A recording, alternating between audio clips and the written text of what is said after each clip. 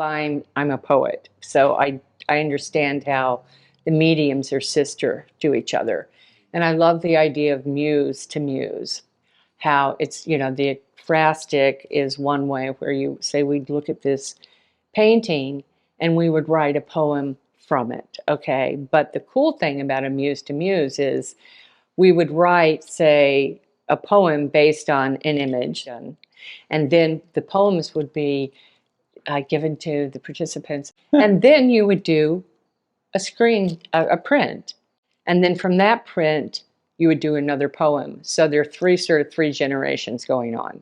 I mean, I've written poetry to my own work, but it's not, I'm a visual artist. So the visual art that we would be doing is a real basic form of printmaking where it's called monoprinting or monotype, where you paint on a plate. It's a plexi plate, about 8 by 10, and you make images using other materials and rolling inks, and then getting a surprise. It's always a surprise to do printmaking.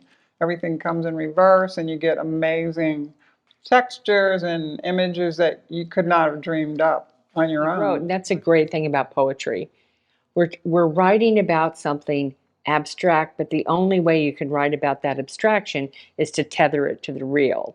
So you're writing about that human feeling of not being able to be in the same place, in two places at one time, and the human condition where we long for what we did not do. We've been trading poems and images recently, and I responded to one of her poems and had an abstract image, and she went, "Wow, this is perfect." Like, yeah, I felt the weight of the poetry, the weight of the particular poem about leaving, and I felt a heaviness. So I put the weight of the color at the bottom of the picture, and it's hard to describe the visual, but the color of it too is blue because of the mood, and so it's colors and shapes and then placement of objects on a visual plane.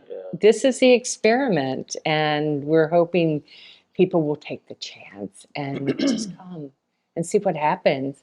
Be surprised. I mean,